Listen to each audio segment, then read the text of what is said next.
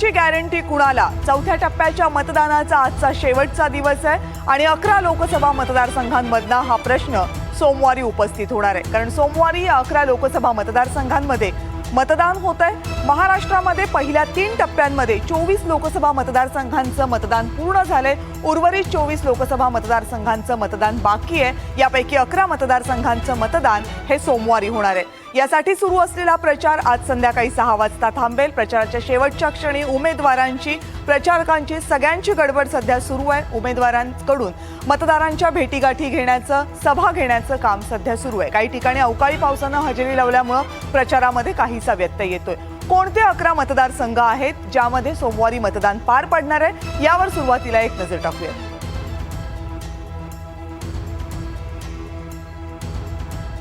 11 मतदारसंघांमध्ये सगळ्यात महत्त्वाचा मतदारसंघ आहे तो छत्रपती संभाजीनगरचा मतदारसंघ। तिरंगी लढत यावेळेस या मतदारसंघामध्ये पाहायला मिळणार आहे। काय गणित आहेत या मतदारसंघाची जाणून घेऊयात माझा सहकारी मोहसिन शेख यांच्याकडून। छत्रपती संभाजीनगर लोकसभा मतदारसंघ शिवसेना भाजपचा बालेकिल्ला मानला जातो। छत्रपती संभाजीनगरमध्ये यावेळी तिरंगी लढत होते। एकनाथ शिंदेंच्या शिवसेनेचे संदीपान भुमरे तर उद्धव ठाकरेंच्या शिवसेनेचे चंद्रकांत खैरे आणि एमआयएमचे नेते तथा विद्यमान खासदार इम्तियाज जलील यांच्यात ही लढत होते। चंद्रकांत खैरे 4 वेळा या मतदारसंघातून खासदार राहिले तर संदीपान भुमरे पहिल्यांदाच लोकसभा निवडणुकीच्या रिंगणात आहेत। संदीपान भुमरेंची उमेदवारी जाहीर व्हायला उशीर झाल्याने त्यांचा प्रचार देखील उशिरा सुरू झाला। पण मतदारसंघातील 6 पैकी 5 आमदार हे महायुतीचे असल्याने भुमरेंना त्याचा फायदा होऊ शकतो। लोकसभेसाठी प्रचंड इच्छुक असणारे अंबादास दानवे खैरेंसाठी किती मदत करतात यावर खैरेंची ताकद अवलंबून आहे। इम्तियाज जलील यांना यावेळी वंचित बहुजन आघाडीची साथ मिळणार नाही तर मुस्लिम समाजातील 20 ते 22% मते आणि अनुसूचित जाती जमातीचे 19 ते 20% मते या मतदारसंघात निर्णायक ठरतात। नाराज मराठा नेते विनोद पाटील यांची भूमिका देखील महत्त्वाची असणार आहे। पाण्याचा प्रश्न ही या शहरातील सगळ्यात बिकट समस्या आहे तर मराठा आंदोलनाचा परिणाम देखील या मतदारसंघात दिसू शकतो। छत्रपती संभाजीनगरला लागून असलेला आणखी एक महत्त्वाचा मतदारसंघ म्हणजे जालना लोकसभा मतदारसंघ। केंद्रीय मंत्री रावसाहेब दानवे तब्बल 6व्यांदा या मतदारसंघामधून निवडणुकीच्या रिंगणात आहेत। या मतदारसंघाची गणितं काय आहेत जाणून घेऊयात। निश्चितपणे आपण बघू शकतो की गेल्या 35 वर्षापासून जालना लोकसभा मतदारसंघ हा भारतीय जनता पार्टीचा बालेकिल्ला समजला जातो। जालना लोकसभा मतदारसंघातून गेल्या 25 वर्षापासून या ठिकाणी केंद्रीय मंत्री रावसाहेब दानवे हे आपलं अधिराज्य गाजवत आहेत। आपण एकंदरीत जर जालना लोकसभा मतदारसंघामध्ये जर येणाऱ्या विधानसभा मतदारसंघाचा विचार जर केला तर या लोकसभा मतदारसंघामध्ये शिवसेना जे शिंदे गट आहे या शिंदे गटाचे 2 आमदार आहेत तर भारतीय जनता पार्टीचे 3 आमदार आहेत तर काँग्रेसचा 1 आमदार असं एकंदरीत संख्याबळ आहे आणि या संख्याबळाच्या जोरावरच भारतीय जनता पार्टीकडून या ठिकाणी या लोकसभा मतदारसंघावर पुन्हा दावा ठोकल्या जात आहे। आपण बघू शकतो की केंद्रीय मंत्री रावसाहेब दानवे यांना 6व्यांदा भारतीय जनता पार्टीकडून लोकसभेची उमेदवारी देण्यात आलेली आहे। त्यांच्या विरुद्ध काँग्रेसकडूनही तगडा उमेदवार या ठिकाणी उतरवण्यात आलेला आहे। 2009च्या लोकसभे निवडणुकीमध्ये काँग्रेसच्या कल्याण काळे यांनी केंद्रीय रावसाहेब दानवे यांना कडवी झुंज दिली होती मात्र त्यावेळेस कल्याण काळे यांचा अवघ्या 8000 मतांनी पराभव झालेला होता। आपण एकंदरीत जर जालना लोकसभाचा अंदाज जर बघितला तर जालना लोकसभा मतदारसंघामध्ये आज जरी भारतीय जनता पार्टीची ताकद मोठ्या प्रमाणात जरी असली तरी मात्र या ठिकाणी कल्याण काळे यांना उशिरा उमेदवारी जरी मिळाली असली तरी त्यांनी या ठिकाणी मोठ्या प्रमाणात आपली प्रचार यंत्रणा ही कमी कालावधीमध्ये राबवलेली आहे।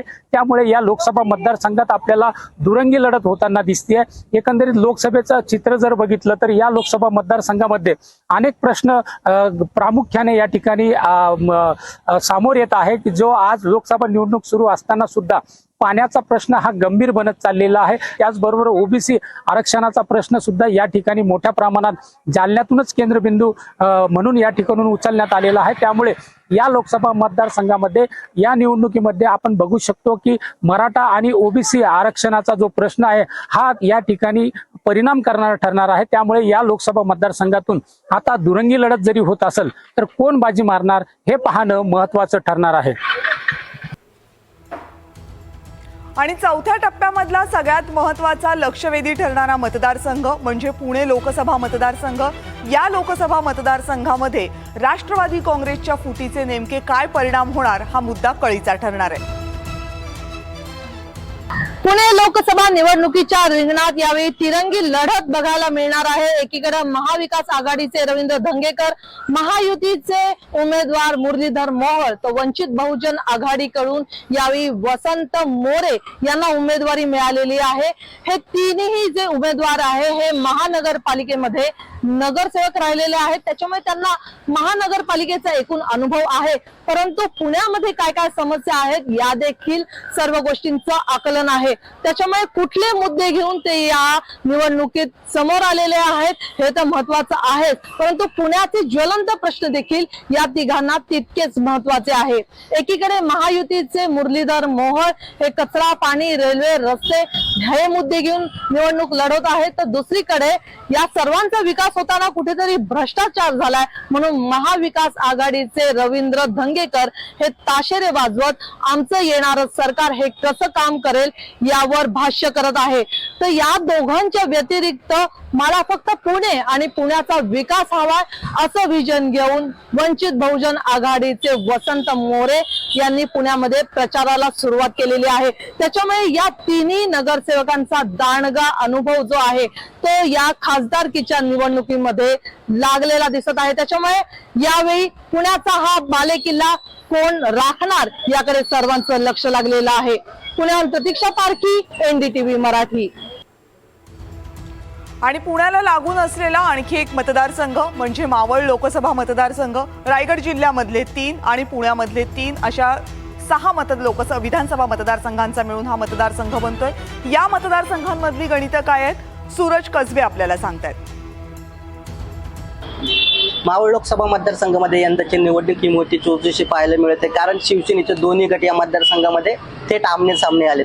2009 साली या मावळ लोकसभा मतदारसंघाची निर्मिती झाली, तेव्हापासूनच या मतदारसंघावरती शिवसेनेचं वर्चस्व राहिले। 2009 साली दिवंगत खासदार गजानन बाबर यांनी या मतदारसंघाचा खासदार होण्याचा मान मिळवला। त्यानंतर 2014 आणि 2019 सलग 2 वर्ष सलग 2 वेळा या मतदारसंघावरती विद्यमान खासदार श्रीरंगाप्पा बारणे या मतदारसंघातून निवडून आले। उद्धव ठाकरे यांनी संजोग वागरे यांच्यासाठी जी सभा घेतली होती त्याला मोठ्या प्रमाणावर जनसमुदायाने हजेरी लावली होती आणि मोठ्या प्रमाणावर या ठिकाणी सहानुभूती संजोग वागरे पाटील यांना मिळताना दिसत आहे। तर आपल्या ताब्यामध्ये हा मतदारसंघ ठेवण्यासाठी श्रीरंगाप्पा बारणे हे प्रयत्न करतायत, त्यांच्यासाठी महायुतीचे नेते देखील मोठ्या प्रमाणात झटताना दिसत आहेत।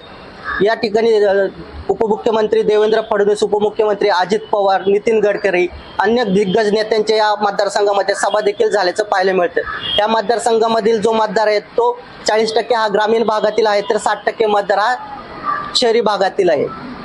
त्यामुळे एकंदरीत या मतदारसंघाची परिस्थिती जर आपण पाहिली तर या मतदारसंघामध्ये संजोग वागरे पाटील यांना सध्या तरी झुकतं माप मिळताना दिसून येतंय। तर या मतदारसंघामध्ये मराठा कार्ड जर आपण पाहिले तर मावळ लोकसभा मतदारसंघामध्ये मराठा समाज मोठ्या प्रमाणात, आणि या मतदारसंघाचं वैशिष्ट्य मध्ये या मतदारसंघामध्ये गावकी भावकीचं राजकारण मोठ्या प्रमाणावरती होतं।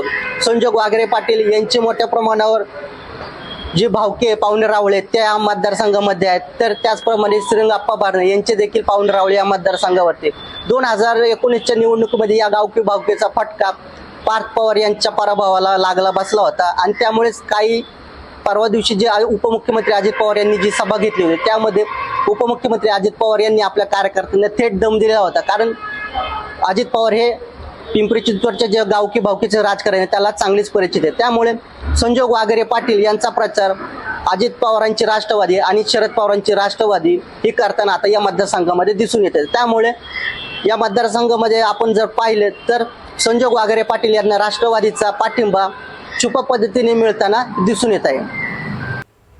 आणि यानंतर उत्तर महाराष्ट्रातला एक महत्त्वाचा मतदारसंघ, ज्या मतदारसंघामध्ये भाजपला बंडखोरीचा फटका बसतोय, मतदारसंघ आहे जळगावचा। या मतदारसंघातली गणितं नेमकी काय सांगतात, भाजपला 35 वर्षांपासूनचा आपला गड हा राखता येणार आहे का, तेही बघूया। मंगेश जोशी आपल्याला आणखीन सांगतायत। नक्कीच जळगाव लोकसभा मतदारसंघ हा भाजपचा बालेकिल्ला मानला जातो, मात्र यंदा जळगाव लोकसभा मतदारसंघात तिरंगी लढत पाहायला मिळणार आहे। भाजपकडून स्मिता वाघ, उद्धव ठाकरेंच्या सेनेचे करण पवार व वंचितचे युवराज जाधव यांच्यात ही लढत होणार आहे। 2019मध्ये स्मिता वाघ यांची भाजपने ऐनवेळी उमेदवारी मागे घेऊन उन्मेष पाटील यांना उमेदवारी दिली होती, मात्र यंदा उन्मेष पाटील यांचे तिकीट कापून स्मिता वाघ यांना उमेदवारी देण्यात आली आहे। तर तिकीट कापल्यामुळे नाराज असलेले उन्मेष पाटील व करण पवार यांनी भाजपला सोडचिठ्ठी देत शिवसेना ठाकरे गटात प्रवेश केला. प्रवेशानंतर करण पवार यांना ठाकरे गटाकडून उमेदवारी देण्यात आली. उद्धव ठाकरे यांना सोडून गेलेल्या आमदारांमध्ये सर्वाधिक संख्या ही जळगावमधील आमदारांची आहे. त्यामुळे पक्षफुटीनंतर मिळालेल्या सहानुभूतीचा उपयोग करून घेण्याचा प्रयत्न हा ठाकरे गटाकडून केला जात आहे.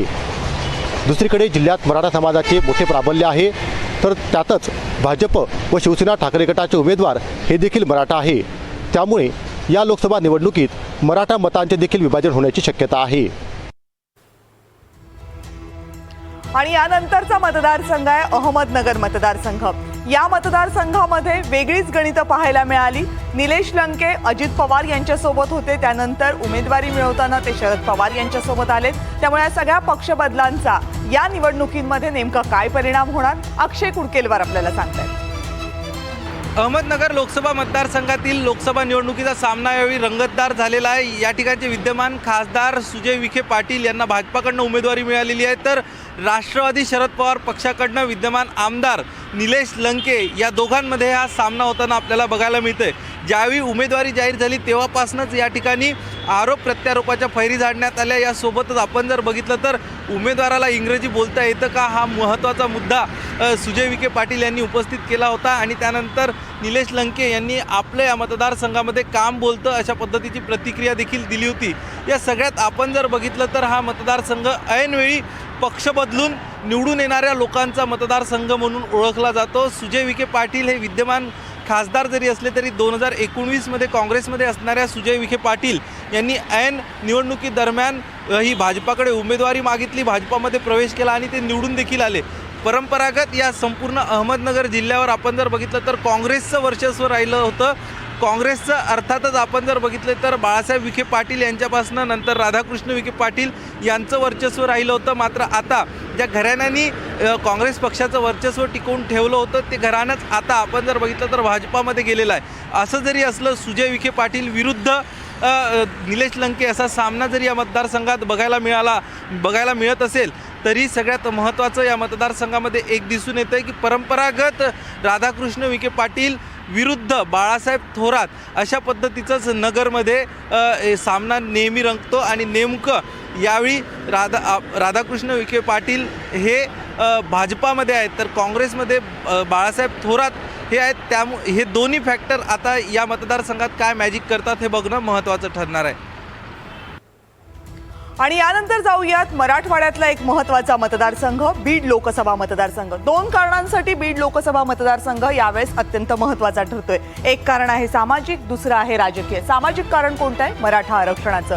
बीड जिल्ह्याला लागून असलेल्या जालनामध्ये मराठा आरक्षणासाठीच्या आंदोलनाची सुरुवात झाली आणि त्याचे सगळ्यात हिंसक पडसाद हे बीडमध्ये उमटले. त्यामुळे या आंदोलनाचा बीडच्या राजकारणावर काय परिणाम होतो हा एक महत्त्वाचा मुद्दा 2024च्या या लोकसभा निवडणुकीमध्ये टेस्ट केला जाणार आहे. दुसरा महत्त्वाचा मुद्दा राजकीय आहे.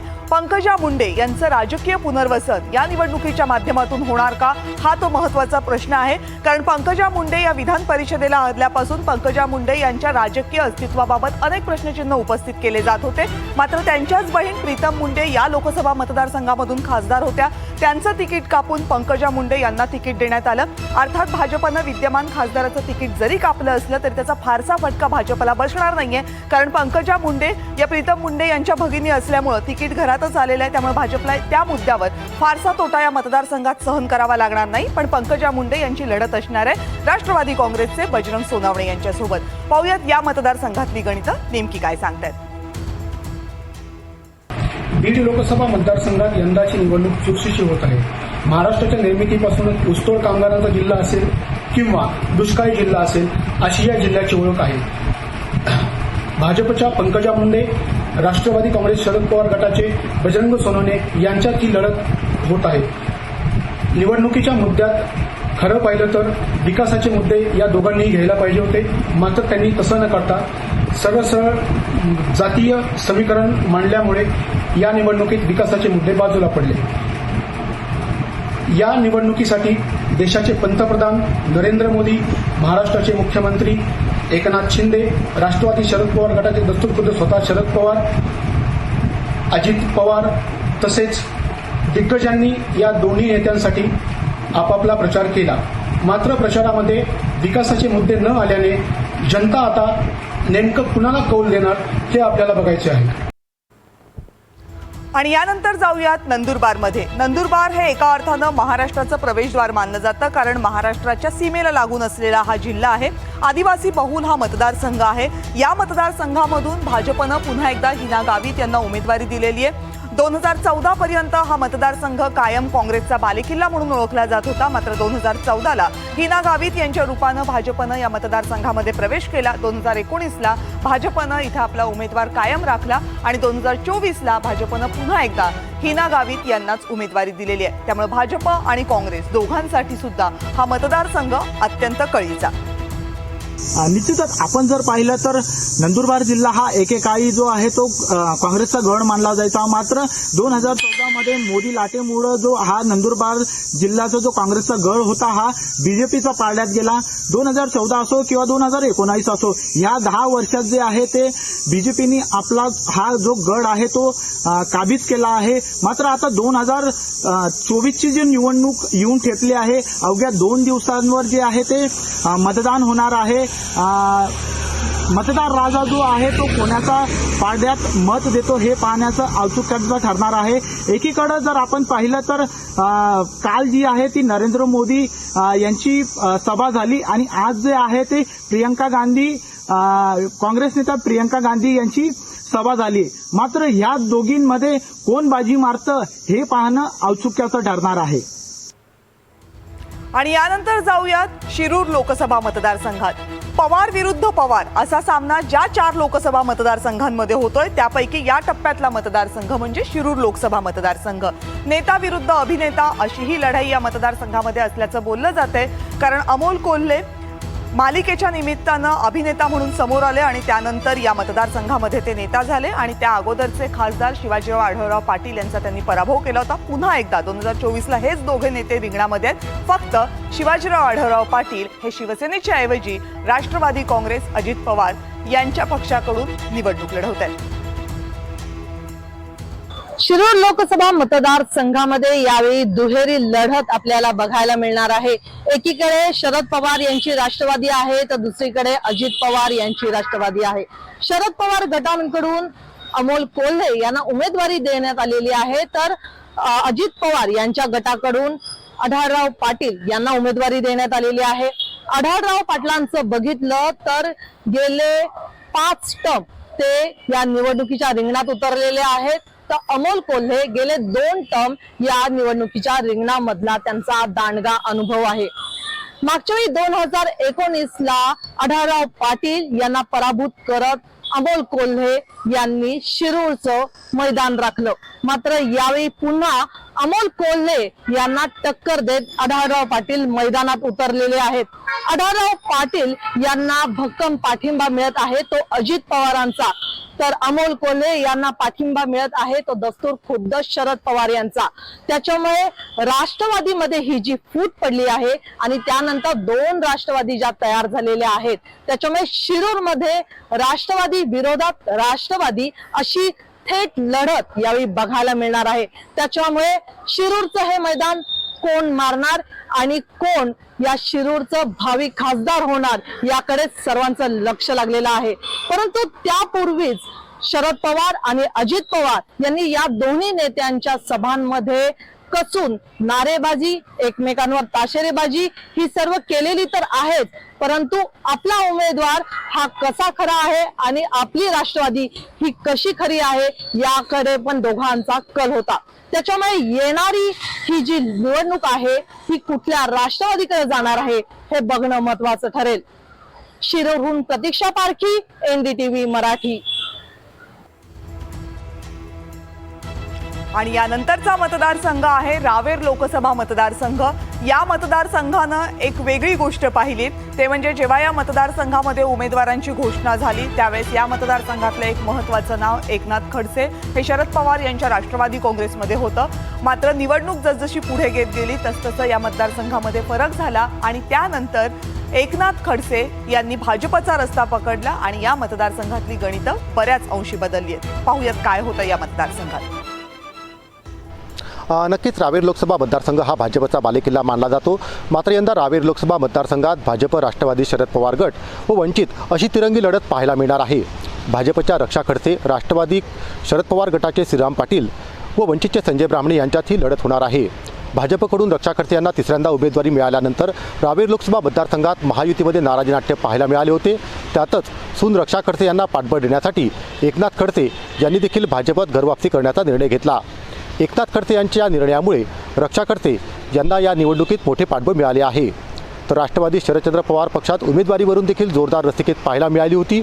अखेर रावेरचे उद्योजक श्रीराम पाटील यांना उमेदवारी देण्यात आली. तर श्रीराम पाटील यांच्यासाठी स्वतः शरद पवार यांनी रावेर लोकसभा मतदारसंघात 2 वेळा दौरे केले असून शरद पवार हे रावेर लोकसभा मतदारसंघाकडे लक्ष ठेवून आहेत. तर भाजप व शरद पवार यांच्या राष्ट्रवादीच्या लढतीत प्रकाश आंबेडकरांनीही संजय ब्राह्मणे यांच्या माध्यमातून उमेदवारी देऊन रावेर लोकसभा मतदारसंघात मोठी चुरस निर्माण केली आहे.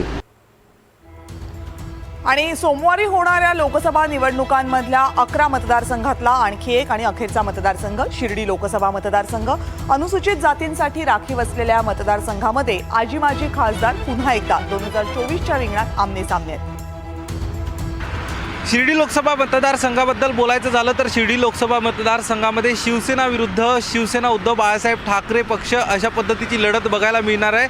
या ठिकाणी 2 वेळा खासदार असणारे सदाशिव लोखंडे यांना शिवसेनेकडनं उमेदवारी देण्यात आलेली आहे.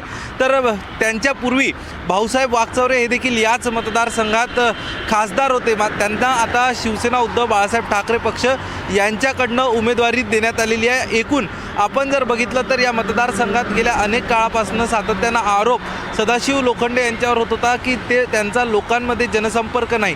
असं जरी असलं तरी सदाशिव लोखंडे हे ज्यावेळी मतदारसंघातील विकास कामं करतात त्यावेळी ते व्यक्ती पाहून नाही तर काम बघून कामं करतात. अशा पद्धतीची जमेची बाजू सदाशिव लोखंडे यांच्या बाजूनी आहे. तर निळवंडे धरणाचा महत्त्वाचा जो मुद्दा होता, पाण्याचा प्रश्न होता, हा भाऊसाहेब वागचौरे यांनी लावून धरला होता आणि त्या मुद्द्यावर देखील त्यांना मतदान होण्याची शक्यता आहे. आपण जर बघितलं तर हा उत्तर अहमदनगर लोकसभा मतदारसंघ येतो आणि भाऊसाहेब वागचौरे हे दक्षिण लोकसभा मतदारसंघात नेतात. मात्र ज्या पद्धतीचं आरक्षण यावेळी शिर्डीमध्ये आहे यानुसार भाऊसाहेब वागचौरे यांना शिवसेना उद्धव बाळासाहेब ठाकरे पक्षांनी उमेदवारी जाहीर केली आणि या जिल्ह्यात दोनही पक्षाच्या प्रमुख नेत्यांच्या माध्यमातून सभा घेण्यात आल्या. एकनाथ शिंदे यांनी साधारण 2 वेळा शिर्डीमध्ये हजेरी लावली, प्रचारांमध्ये ते सहभागी झाले. त्यामुळे आता नेमकं या ठिकाणी कोण बाजी मारतं हे बघणं महत्त्वाचं ठरणार आहे. तर या सगळ्या 11 लोकसभा मतदारसंघांमध्ये सोमवारी मतदानाला सुरुवात होणार आहे. मतदार आपला कौल कुणाच्या पारड्यात टाकतात हे सोमवारी मतपेटीमध्ये कैद होणार आहे. अर्थात मतपेटीमधलं हे मतदान सशक्त व्हायला हवं असेल तर जास्तीत जास्त मतदारांनी घराबाहेर पडून मतदानाचा हक्क बजावला पाहिजे. 3ऱ्या टप्प्यात 2ऱ्या टप्प्यात या अगोदर झालेल्या मतदानापेक्षा मतदानाची टक्केवारी वाढली तरच ही सगळी प्रक्रिया आणखीन सशक्त होईल. त्यामुळे सोमवारी ज्या लोकसभा मतदारसंघांमध्ये मतदान आहे त्या 11 लोकसभा मतदारसंघातल्या जास्तीत जास्त नागरिकांनी आपला मतदानाचा हक्क बजावावा असं आवाहन NDTV मराठी सुद्धा आपल्याला करते. याच बातमीसह आणि या विशेष रिपोर्टसह आता वेळ झाली आहे इथेच थांबण्याची. छोटीशी विश्रांती घेऊन लगेच परत येतोय. पाहत रहा NDTV मराठी.